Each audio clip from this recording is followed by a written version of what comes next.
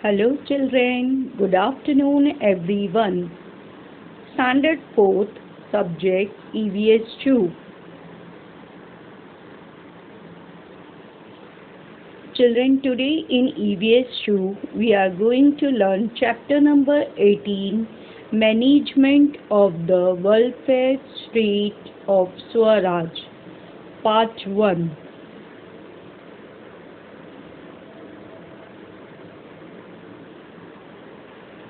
Okay, now we are going to see how Shivaji Maharaj used to manage the state of Swaraj, the welfare state of Swaraj.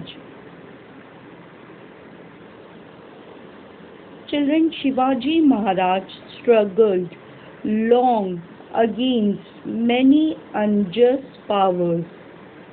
They were the Adil Shahi and Mughal powers, the Portuguese and the Siddhis of Janjira. That is how an independent Hindvi Swaraj was created. For smooth working, Shivaji Maharaj divided the administration into 8 departments. He appointed a minister in charge of each. This was his famous council of 8 ministers.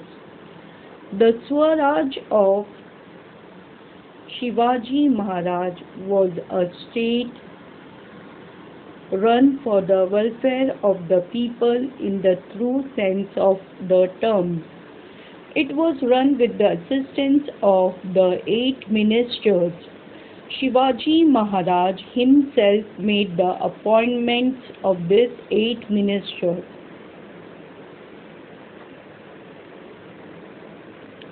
Now, children, you can see over here the council of 8 ministers.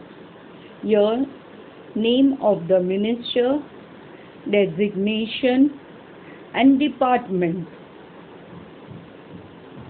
First, Moru Trimbak Pingal, Pradhan, Administration, Political. Ramchandra Neelkant Muzumdar, Amatya, Revenue and Accounts of the State. Hambira Mohite, Senapati, Defense. Mureshwar Pandit Rao, Religious Matters. Niraji Ravaji, Nyay Adesh, Justice. Annaji Dhattu, Sachiv, Government Orders. Dattaji Trimbak Vaknis, Mantri. Correspondence, Ramchandra Trimbak Dabir, Suman, Foreign Relations. The 8 Council of Ministers. Now, whatever name I have told you for, here in the picture you can see these 8 ministers with their names, designation. Water management. Shivaji Maharaj had various bunds built near the villages in Swaraj to make drinking water available to the people. Canals were dug out to make water available for agriculture. Due to this, there was an increase in the produce. People in Swaraj never felt the severity of droughts. During the regime of Shivaji Maharaj, the number of people living on forts was quite large. Shivaji Maharaj took care to make proper arrangements for water on the forts.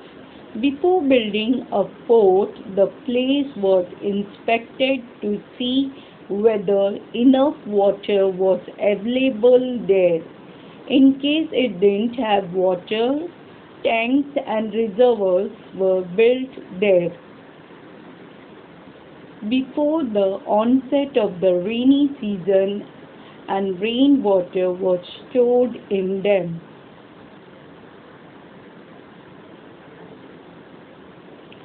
The stored water was used economically due to such water management. People on the forts and other subjects in Swaraj did not suffer from shortage of water even during drought periods. Next is protection of environment. Natural environment includes the land in nature as also factors like air, rain, rivers and streams, seas, forests, the birds and animals, light received from the sun, etc. It is beneficial for man to make use of this environment only to meet his necessities. Shivaji Maharaj took precautions to avoid the destructions of these environmental factors. Shivaji Maharaj saw to it that the forests in his kingdom would not be destroyed by the people. From the royal edict, we can see that he had issued many orders like the following. For the navy, it is necessary to build boats and ships of various sizes and their beams, masts, oars, etc., for which wood is required. To obtain this wood, only teak trees should be cut. If more teak wood is required, it should be purchased from foreign territories. But on no account should mango, jackfruit or other trees be cut. They don't grow in a year or two. People look after them like their own children in order to grow them. Cutting them is to inflict sorrow on the people. It should not be done. Even when a tree is greatly worn out, it should be cut only after paying the owner and getting his consent. Now here children, in this picture you can see Shivaji Maharaj distributing pairs of oxen and other basic necessities like food, clothing, drawn reliefs.